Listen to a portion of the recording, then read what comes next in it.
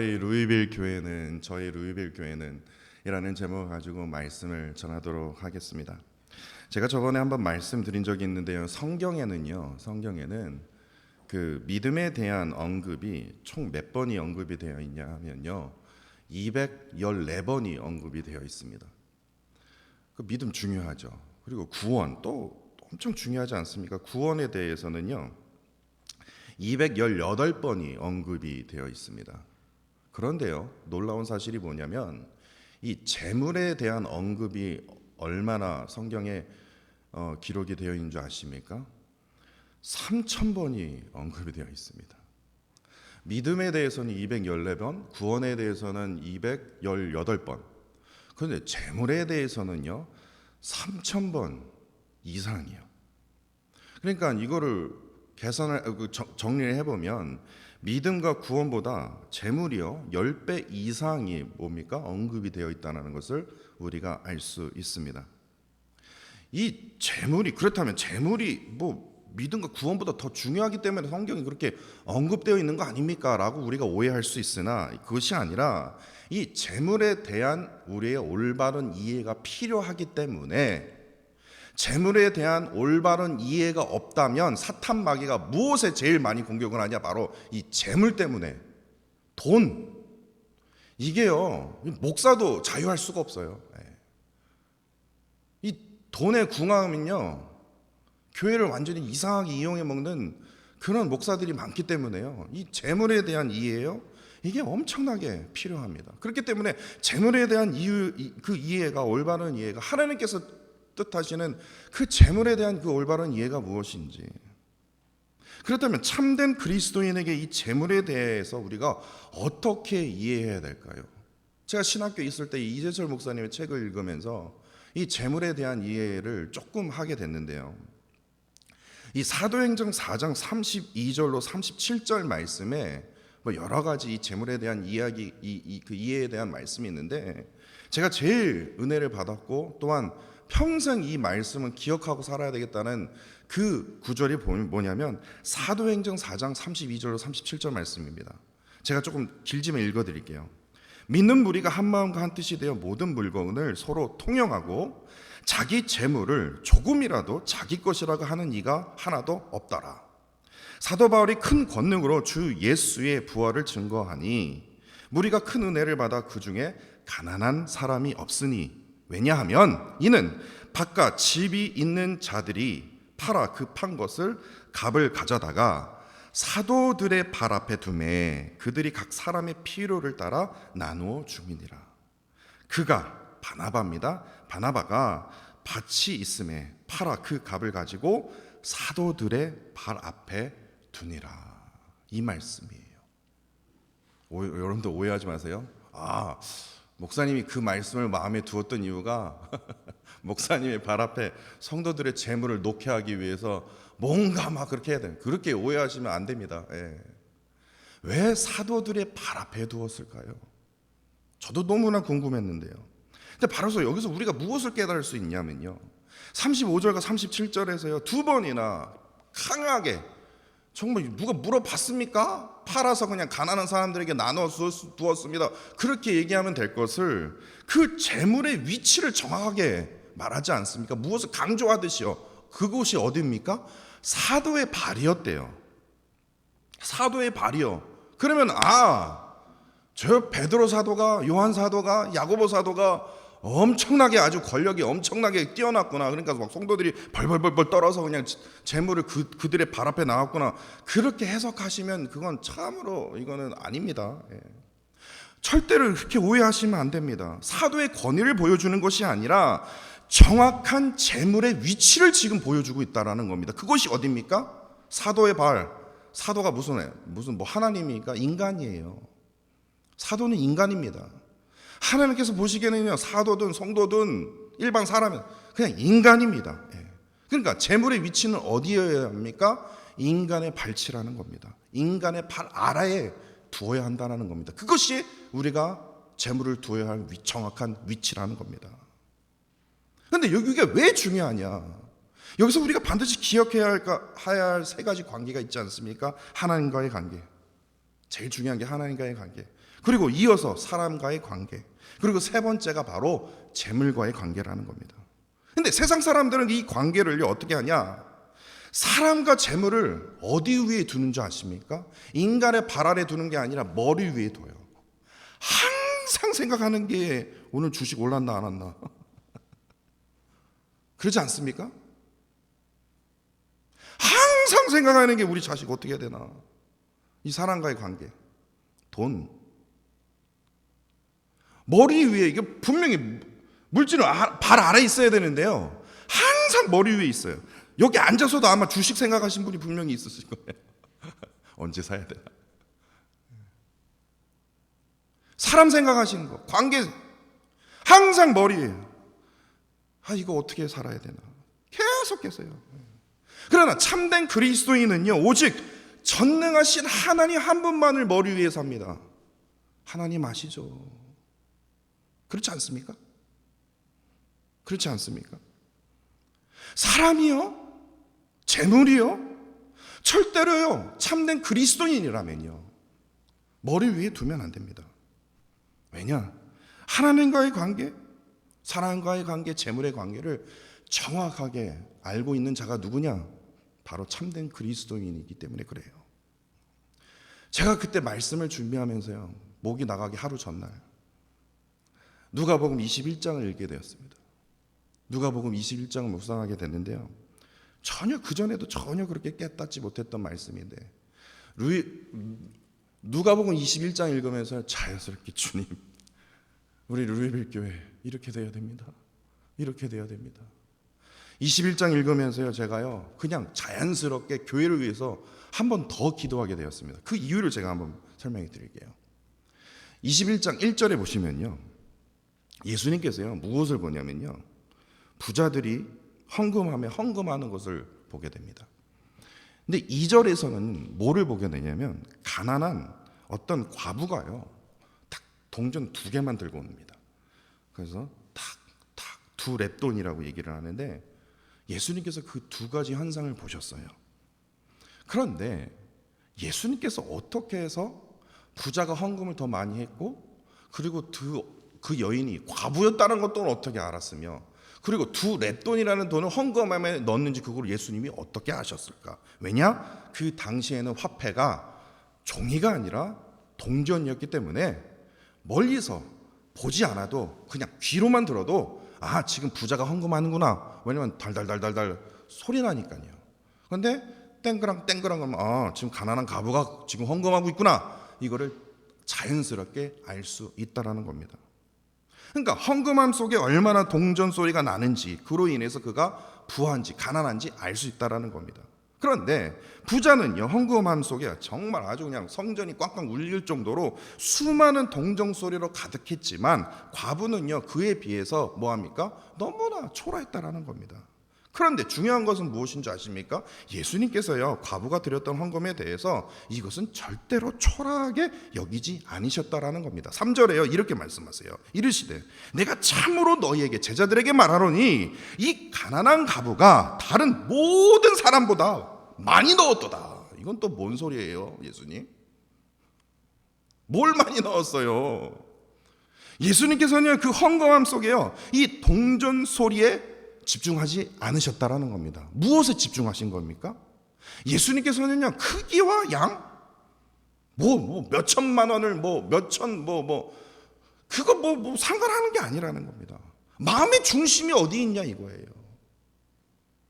헌금함에 헌금을 드렸을 때 우리의 마음의 중심이 어디 있냐 이거예요. 분명히 두 렙돈이요, 그거는요 터무니없이 작습니다. 이거 가지고 뭐 하라고 이거를.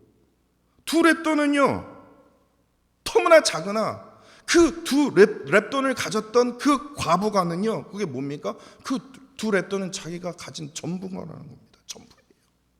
다시 말해서 하나님 앞에요 자신의 전부를 모두 드렸다라는 겁니다. 그 마음의 중심을 누가 보셨냐? 바로 예수님께서 보셨다라는 겁니다. 그런데 제가 이 말씀을 드리는 것이 아니라 그게 더 중요한 것이 그 다음에 있더라고요. 과부의 헌신을 보시자마자 이제 참으로 무서운 말씀이 이어지는데, 5절과 6절에 보니까 이렇게 말합니다. 예수님께서 이렇게 말씀하세요. 어떤 사람이 성전을 가리켜 그 아름다운 돌과 헌물로 꾸민 것을 말하매. 그러니까 사람들이 이렇게 성전 보니까 너무 아름다운 거야. 이렇게 아름다울 수 있는 것이 저 부자들의 헌금. 당연하죠. 그렇게 생각할 수밖에 없죠. 이 헌금이 없으면 이렇게 어마어마한 이런 걸 어떻게 하겠어? 우와 이렇게 지금 감탄하고 있는데 예수님께서 뭐라고 그러신 줄 아세요? 예수께서 이르시되 너희 보는 이것들이 날이 이르면 돌 하나도 돌 위에 남지 않고 다 무너지게 되리라. 이렇게 말씀하신 거예요. 지금 분명히 부자들이 지금 돈 헌금 많이 하고 있는데요, 예수님. 지금 무슨 소리 하시는 거예요? 그 돈 가지고 지금 엄청나게 지금 호화롭게 지금 성전을 꾸미고 있는데 뭐라고요? 무너진다고요? 에이. 헌금을 하지 않으면 교회가 무너지겠죠. 성전이 무너지겠죠. 두 렙돈을 드리는 가부들이 많으면 성전이 무너지겠죠. 근데 지금 예수님 좀 보시고도 몰라요? 헌금 많이 하잖아요. 그렇기 때문에 주변에 있는 사람들, 제자들은요, 이 말씀이 너무나 황당하게 느껴졌다라는 겁니다. 그런데 예수님의 말씀 그대로요, AD 70년이었습니다. 그 헤롯 성전이요, 돌 위에 돌 하나도 남지 않고 무너져 버렸습니다. 예루살렘 가보세요. 통곡의 벽만 남았고요, 다 무너져 버렸습니다. 아직도 성전이 어디에 있는지도 몰라요. 무너져 버렸어요. 어찌해서요? 왜 무너졌을까요? 예수님이 그 말씀 하시고 나서 부자들이 열받아서 헌금 안 해서요? 계속 헌금했다니까요. 부자들이 헌금하다가 이거 좀 너무 아깝네. 그래서요? 아니에요. 아니면 부자들이 점점점 줄어들고 과부들이 더 늘어나서요? 그냥 헌금하는 사람들이 다 두 렙돈만 하던데요. 그래서 성전을 유지할 수 없어서 무너졌습니다. 그래서요? 아닙니다. 부자들의 그 엄청난 헌물로 하여금 아름다운 돌을 가지고 성전을 아무리 꾸몄었어요. 성전이 가져야 할 그 본질을 지키지 못하면 어떻게 됩니까? 무너지게 되어 있다는 겁니다. 왜 무너졌습니까? 로마가 강해서요? 아니에요. 성전이 가져야 할 본질을 지키지 못해서 뭡니까? 마음의 중심을 들이지 못해서 그래요. 그 하나님의 성전 안에요, 종교 지도자들부터 시작해서요, 모든 사람들이요, 하나님께 드려야 할 이 마음의 중심을 들이지 못했기 때문에 그 헤롯 성전이 무너진 것입니다. 돌 위에 돌 하나도 남지 않고 다 무너진 것이에요. 그렇다면 여러분들은 저에게 이렇게 물으실 거예요. 그렇다면 성전의 본질이 무엇입니까? 교회의 본질이 무엇입니까? 뭡니까? 예수님의 말씀처럼요, 하나님의 성전은, 하나님의 교회는요, 기도의 집이 되어야 됩니다. 말씀의 집이 되어야 됩니다. 그런데 그런 집이 어떻게 됩니까? 특히 이 종교 지도자들로 하여금 뒷돈 챙기는 그런 성전이 되어버리지 않았습니까? 예수님의 말씀처럼요, 하나님의 교회가, 하나님의 성전이 강도의 소굴로 변해진 겁니다. 그렇기 때문에 우리가 여기서 무엇을 깨달을 수 있습니까? 나 하나쯤 그냥 교회 안 나오면 되겠지. 나 하나쯤 그냥 편안하게 그냥 예배 드리면 되겠지. 나 하나쯤 그냥 땅 생각, 오늘 주식 생각하고 다른 사람 생각하면 되겠지. 그 순간은요, 교회는 하나하나씩 지금 금이 가고 있는 걸 여러분들 아셔야 돼요. 금이 가고 있다니까요. 그걸 우리가 깨달아야 돼요. 제가 왜 헌금기도 안 하는 줄 아십니까? 제가 왜 헌금만 안 돌리는 줄 아십니까? 그럴 것 같으면 제가 그냥 성도님한테 전화해서 좀 더 헌금 좀 하십시오. 그걸로 교회가 세워지지 않는다라는 겁니다. 우리의 마음의 중심이 지금 어디 있냐고요. 마음의 중심이 지금 어디에 있습니까? 아무개 성도가 성도하고 헌금 많이 하니까 우리 교회는 절대로 무너지지 않을까? 택도 없는 소리입니다. 죄송한 말씀이지만요, 택도 없는 소리예요. 그것을 깨달은 이상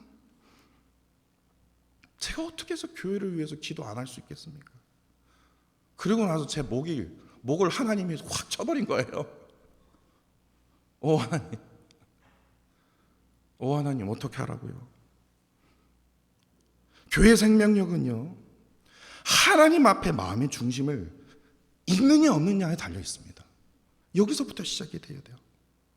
하나님의 성전이라고 말하는 나의 몸이 기도와 말씀과 예배의 생명이 잃어버리면요, 교회뿐만 아니라 가정도 무너지게 되어 있다라는 겁니다. 너무나 참으로 죄송한 말씀이지만요, 이건 저의 말이 아니라 성경에 그렇게 적어 있습니다. 반드시 무너지게 되어 있다라는 겁니다. 그렇게 예수님께서는요, 그 이어서 8절과 9절에서 마지막 때에 일어날 이 미래에 대해서 말씀해 주시는데 딱 세 가지입니다. 첫 번째, 세상의 미혹을 받지 말라. 두 번째, 예수님의 오심을 단정짓는 그 사람들의 그 이상한 소리에 따르지 말라. 세 번째, 난리와 소유의 소문에 들었을 때 절대로 두려워하지 말라. 그러니까 이것을 세 가지로 딱 종합하면 이겁니다. 이것만 기억하시면 돼요. 세상을 뭡니까? 닮지 말라는 거예요. 세상을 닮지 말라는 거예요. 하나님께 반드시 드려야 할 아주 중요한 마음의 중심이, 하나님께 드려야 할 우리 예배자로서의 그 마음의 중심이 왜 흔들리냐? 세상으로부터 계속 이러면 무너져, 이러면 너 죽는다니까, 너 이러면 너 져. 계속해서 세상은요, 계속해서 두려운 소리로 계속하고 있어요. 쉬운 예를 들어볼까요? 미국에서도요, 언제 경제가 제일 좋았을 때가 언제 있었습니까? 10년 전에도 안 좋았고요, 8년 전도 안 좋았고 지금도 안 좋아요. 계속 안 좋대요. 계속 어디 근데요. 계속해서야 뭡니까? 두려운 소리만 계속해요. 그러니까 마음이 두려운 거예요. 앞으로 어떻게 살아야 될지 두려운 것밖에 없어요. 우리의 마음의 중심이 지금 어디에 있습니까? 우리의 지금 머리 위에는요, 지금 하나님을 두어야 되는데 하나님은 지금 발바닥에 있고요. 앞으로 어떻게 살아야 될까? 앞으로 지금 어떻게 해야 될까? 어떻게 풀어야 될까? 이러한 생각들, 세상의 그 세력들이요, 계속해서 우리를 공격하기 때문에 우리가 반드시 우리의 몸이 하나님의 예배드리는 그 몸으로서, 성전으로서, 교회로서 지켜야 할 그 성도의 그 참된 그리스도의 그 모습을 우리가 지키지 못한다라는 겁니다. 세상의 소리로부터 귀를 닫고요, 오직 하나님만을 우리가 바라봐야 되는데, 하나님을 예배하는 예배자로서 오로지 하나님의 말씀 앞에 집중해야 되는데, 그 마음의 중심을 하나님께 드려야 되는데, 우리는 세상의 소리로요, 너 이러면 코로나 걸린대, 너 이러면 이거 한대, 이러면 신앙생활 어떻게 하냐고요. 우리가 그러고 있다라는 겁니다. 하나님의 말씀을 한번 보십시오. 나를 향한 약속이 있지 않습니까?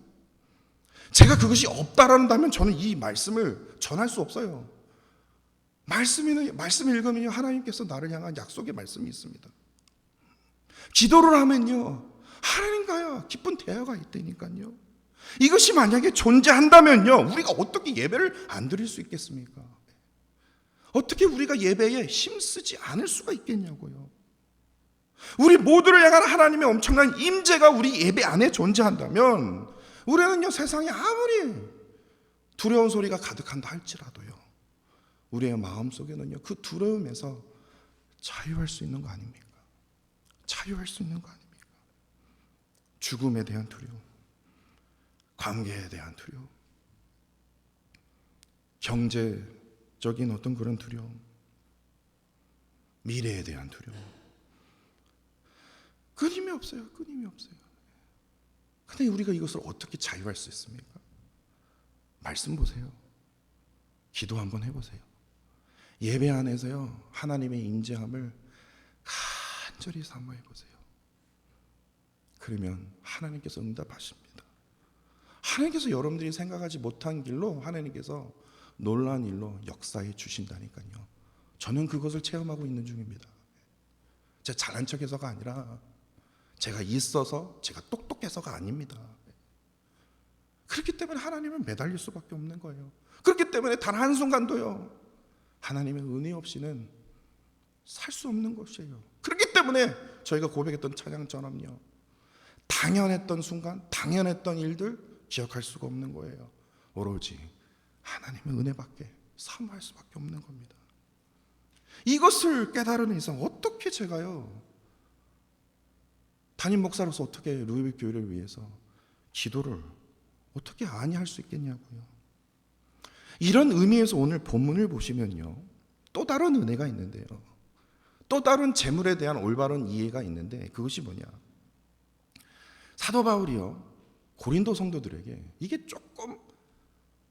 되게 뭐가 좀 이거를 요구하기가 좀 그래요. 왜냐, 헌금이요. 목사들이요 제일 힘든 설교가 뭔지 아십니까? 헌금 설교입니다. 근데 제가 딱 본문을 읽는데 이거 하필이면 왜 또 헌금이냐. 근데 사도 바울이요 고린도 교회에게요, 헌금 좀 내라. 헌금 너 낸다고 그러지 않았냐? 헌금 좀 내. 이거예요. 근데 그 연보라고 얘기를 하는데, 연보가 헌금입니다. 근데 이렇게 강조했던 그 숨은 이유를 오늘 본문 말씀에서 찾을 수 있는데, 먼저 이제 배경을 조금 짧게 살펴보면요, 고린도후서 이제 9장 2절에 보시면요, 사도 바울이 절대로 잊지 않았어요. 1년 전에 고린도 성도들이 내가 뭐 시키지도 않았는데 자발적으로 헌금 드리겠다고 나한테 약속하지 않았냐. 그렇기 때문에 사도 바울이 스스로 너무나 기뻐서요, 가는 교회마다 고린도 교회에서 1년 전에 헌금한다고 나한테 약속했어. 그러니까 너희들도 꼭 헌금하도록 해라. 그래서요 4절에 보시면요, 고린도 성도들이 이렇게 헌금한다고 막 자발적으로 막 하니까 마케도니아 교회 성도들이요, 여러분들도 이 고린도 교회 성도들을 본받아 헌금하십시오. 이거예요. 분발하십시오. 이거예요. 왜 그랬냐? 바울이 그건 가지고 그냥 자기 개인적으로 쓰기 위해서요? 아니에요. 로마서 15장 26절을 보시면요, 그 헌금을 사용할 그 목적이 정확하게 적어 있습니다. 로마서 15장 26절을 보시면요, 그 헌금을 왜 걷냐? 사도 바울이 스스로 쓰기 위해서가 아니라 예루살렘 교회예요, 가난한 성도들이 너무나 많았던 겁니다. 그래서 그것을요, 그 헌금을 가지고 구제 헌금을 쓰기 위해서 사도 바울이 그토록 헌금을 얻었던 거예요. 그래서 사도 바울은요, 고린도 교회와 마케도니아 교회 이 두 교회에게요, 이 구제 헌금을 요청하면서 너희들 잘 벌지 않냐? 잘 벌면 좀 헌금 좀 해서, 지금 예루살렘 교회 지금 가난한 사람 많으니까 구제하게 헌금 좀 해달라. 그리고 특별히 이 자발적으로 시작된 이 고린도 성도들의 그 섬김을 통해서 이 마케도니아 교회 성도들에게 더 자극을 줘서요, 하나님의 성도를 섬기는 일, 하나님의 성도를 섬기는 일에 더욱 더 동참할 수 있도록, 참여할 수 있도록 이끈 것입니다. 그런데 오늘 본문을 보시면요, 중요한 우리가 재물에 대한 올바른 이해가 있는데, 이 사도 바울이요 고린도 성도들의 이 너그러운 이 헌금을 통해서 이 영적인 유익 두 가지를 설명하고 있지 않습니까? 12절을 보세요. 이 봉사의 직무가 성도들의 부족한 것을 보충할 뿐만 아니라 사람들이 하나님께 드리는 많은 감사로 말미암아 넘쳐났느니라, 이렇게 말씀하지 않습니까? 그러니까 이게 무슨 말이냐면, 다시 말해서 고린도 성도들이 드리는 이 헌물이 당연히 예루살렘 교회 가난한 성도들의 그 물질적인 결핍을 채워주겠죠. 그뿐만 아니라, 그 유익뿐만 아니라 제일 중요한 게 그 다음이에요.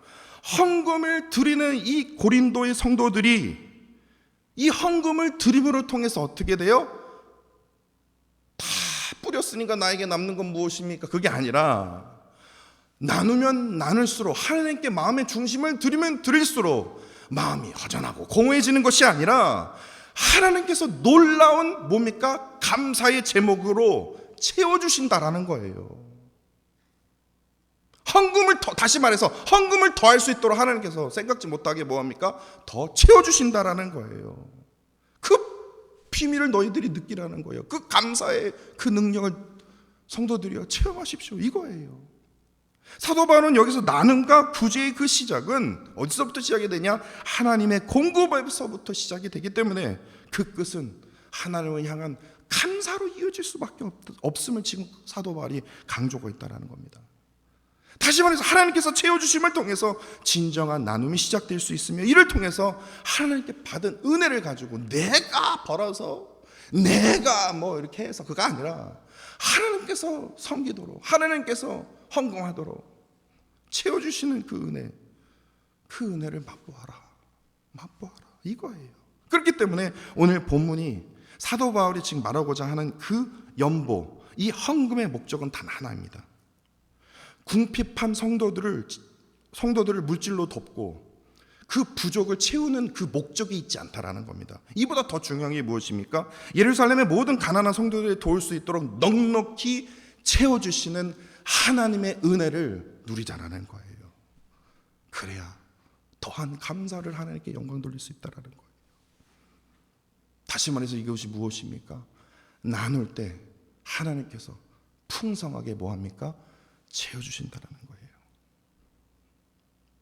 이러한 그 하나님의 그 은혜를 체험하는 교회가 된다면 그 교회는 무너지겠습니까? 무너지겠냐고요.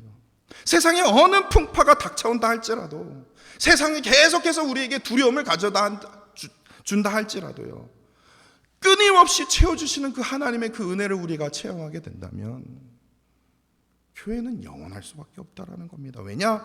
하나님의 부르심의 그 목적에 따라 우리가 나아가는 교회이기 때문에 그래요. 어느 책에서 제가 이런 이야기, 재밌는 이야기를 봤습니다. 멧돼지 아시죠? 여러분들, 멧돼지요.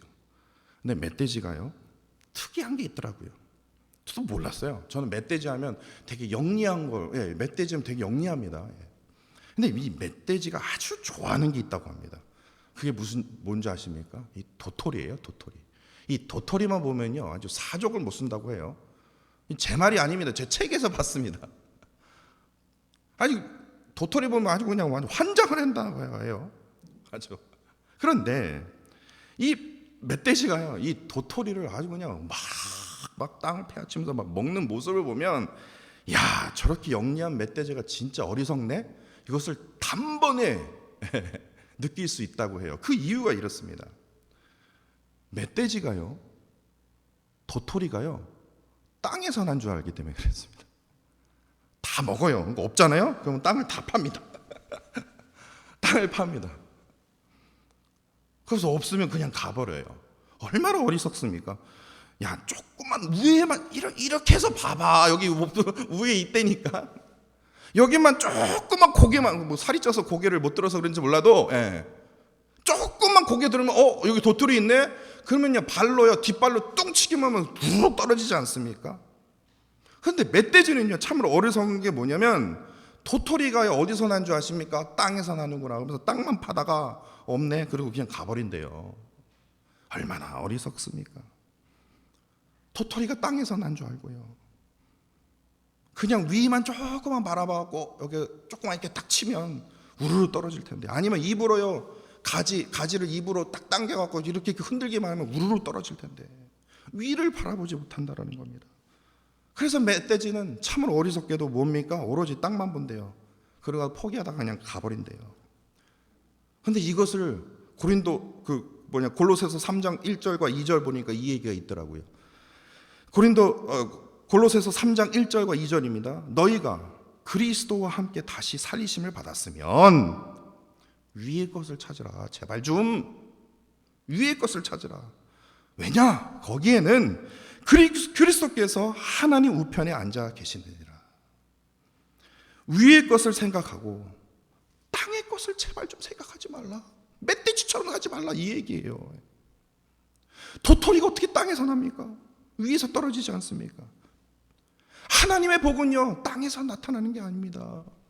어디서 나타납니까? 위에서요. 그런데 우리의 삶은 어떻습니까? 참으로 죄송한 표현이지만요, 멧돼지와 다르지 않아요. 땅만 팝니다. 땅만 파요. 땅만 본다라는 겁니다. 하늘을, 위를 보십시오. 하나님. 이러한 삶이 계속 되어지면요, 땅만 파면요, 당연히 오늘 본문의 말씀처럼요, 하나님께 연보를 드리기가 조금 주저할 수 있어요. 헌금하시니까 좀 주저할 수밖에 없죠. 왜냐? 채움의 그 은혜를 못 누렸기 때문에. 또한 이것이 계속 지속되면요, 교회 섬기라는 거, 교회 헌신하는 거, 왜 나만 하냐? 난 안 할래. 이래요. 왜냐? 하나님의 은혜를 절대로 체험하지 못했기 때문에.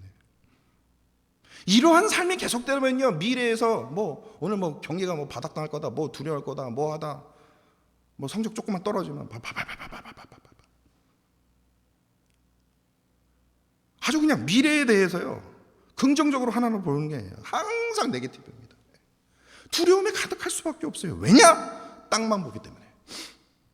땅만 보기 때문에요. 멧돼지처럼 똑같을 수밖에 없어요. 근데 참된 그리스도인은요, 땅 아래에서 아무리 네게티브라도, 땅 아래에서 아무리 고통스러워도요, 왜야? 우리가 기뻐할 수 있는 거, 왜 우리가 참 소망을 가질 수 있는 것은 뭐냐면, 우리는 땅 아래 보는 것이 아니라 뭡니까? 하늘 위를 바라보기 때문에 그래요. 하늘 위를 생각하기 때문에 그래요. 다시 말해서 사람이, 재물이 우리의 머리에 있는 것이 아니라 뭡니까? 오직 전능하신 하나님 한 분만을 우리의 머리 위에 모시고 사는 자들이 바로 참된 그리스도인이기 때문에 그렇습니다. 사랑하는 루이빌 성도 여러분들, 모르겠습니다. 하나님께서 왜 이 말씀을 오늘 선포하게 하셨는지 저는 모르겠습니다. 근데 저는 여러분들께 이렇게 간곡히 부탁드리고 싶습니다. 하나님께 값없이 받은 은혜가 깨달으신다면요, 억지로가 아닙니다. 깨달으신다면 여러 모양으로 하나님의 교회를 위해서요, 섬겨 주시기를 부탁드립니다. 여러분들 오해하지 마십시오. 헌금 많이 하십시오, 이게 아닙니다. 하나님이 그 마음 주시면 하세요. 마음 안 주시면 하지 마세요. 그러면 시험에 듭니다. 그리고 교회 더 힘들어져요.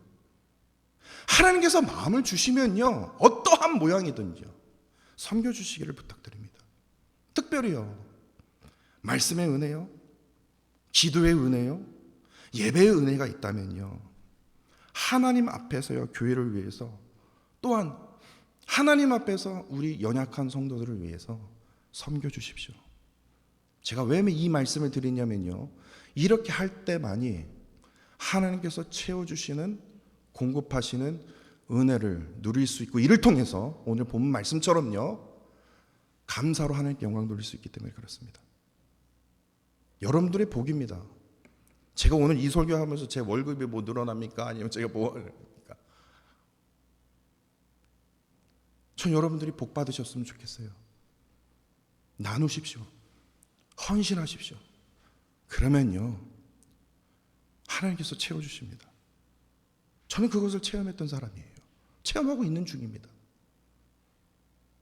진짜 그렇습니다. 헌신하십시오. 섬기십시오. 뭘 섬겨야 되는데 저 잘 모르겠는데요. 저한테 묻지 마세요. 한번 하나하나 더 일일이 다 알려줘야 됩니까? 말 안 해요. 안 하려고요. 섬길 게 지금 너무나 많습니다. 전화 주세요. 제가 이거 섬기겠습니다. 그럼 제가 마련해 드릴게요. 이게요, 저희 교회, 저의 복을 위해서가 아니라 여러분들의 복입니다. 왜 자식이 부모를 섬겨야 됩니까? 한국인이잖아요. 아니에요. 부모를 섬기면요, 자식이 복 받을 수밖에 없어요. 그렇기 때문에 섬기는 겁니다. 어르신들 섬기는 거요, 왜 섬겨야 됩니까? 우리가 복 받는 데니까요. 이게 하나님의 비밀입니다. 섬기면요, 하나님께서요, 놀라운 은혜로 채워주시고, 여러분들이 생각하지 못한 그 부분에서요, 뒤에서 알아서 미리 채워주신다니까요. 뭐 그것을 바라면서 우리가 헌신하는 거 아니고 섬기는 건 아니니까요. 이전보다 더 섬기십시오. 오해하지 마십시오. 이 동영상을 보시는 어느 성도님들은 루이빌 교회는 섬기는 사람이 많이 없구나, 그렇게 오해하시면 이건 큰일 납니다. 많습니다. 근데 그거 가지고 부족해서요, 더 많이 섬기라고요. 왜냐? 루이빌 교회뿐만 아니라 우리가 더 나아가야 되지 않습니까? 더 나아가서 지역에도, 또한 성교에도요, 우리가 더 우리의 섬김과 우리 헌신을 더 뻗어 나가야 되지 않습니까? 겨우 우리 교회만 하는 것이 아니라 더욱더 이러한 헌신과 섬김이요, 땅의 것이 아니라 하늘 위의 것을 생각하고 구하는 참된 성도 여러분들이 되시기를 간절히 부탁드립니다. 오늘 설교 제목처럼요, 저희 루이빌 교회는 재물의 위치가 인간의 발치, 인간의 발 아래에 있으며 오직 전능하신 하나님 한 분만을요, 머리 위에 두고 사는 교회입니다. 우리 루이빌 교회는요, 절대로요, 헌금을 구걸하지 않습니다. 우리 루이빌 교회는요, 오직 전능하신 하나님께 은혜만을 간구합니다. 그러한 교회입니다. 하나님을 향한 섬김과 헌신을 통해서 넉넉히 채워주시는 그 은혜에 대한 그 감사가요, 날마다 여러분들의 입을 통해서 고백되어지는 그런 놀라운 은혜를 체험하시는 성도 여러분들이 되시기를 간절히 원합니다. 오늘 주신 말씀을 기억하시면서 우리 한번 기도하기를 원합니다. 주님께서 우리에게 맡기신 그 교회를 이전보다 더 헌신할 수 있도록, 섬길 수 있도록, 특별히 하나님 자원하는 심령을 하나님 허락하여 주옵소서. 마음의 중심을 보시는 하나님, 우리의 마음의 중심을 통하여 교회를 다시 한번 회복시켜 주옵소서. 우리는 연약한 인간인지라 땅 아래 것이 다 전부인 양 사는 우리의 어리석음에서 벗어나서 하늘 위의 것을, 하나님께서 지고 계시는 그 하늘 위의 것을 사모하며 이를 통해서 어떠한 상황에도, 어떠한 힘든 가운데도 우리를 끊임없이 넉넉히 채워주시는 그 하나님의 그 은혜를 체험하도록 오직 하나님의 부르심에 따라 헌신하며 섬기는 영을 허락하여 주옵소서. 특별히 사랑과 물질을 머리 위에 두는 어리석은 자가 아니라 오직 전능하신 하나님 한 분만을 머리 위에 모시고 사는 참된 그리스도인이 될 수 있도록 주님 인도하여 달라고 오늘 주신 말씀을 기억하시면서 우리 한번 하나님께 정말 간절한 마음으로 하나님 채워주옵소서, 이런 마음을 가지고 우리 한번 기도하기를 원합니다.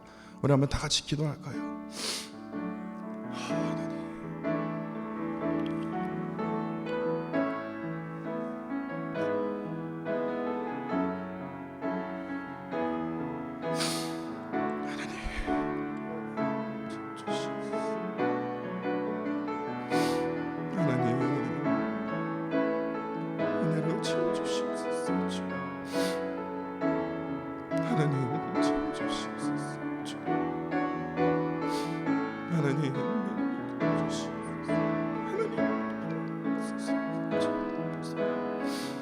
하나님 주님 주님을 세워주시옵소서.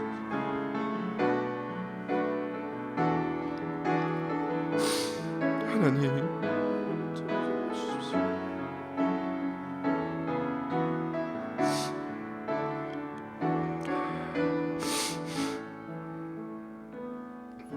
지금 이 순간에도 하늘 위의 것을 생각하지 못하여 땅 아래 것만을 생각하며 살아가는 수많은 주님의 백성들을 주님 기억하여 주옵소서.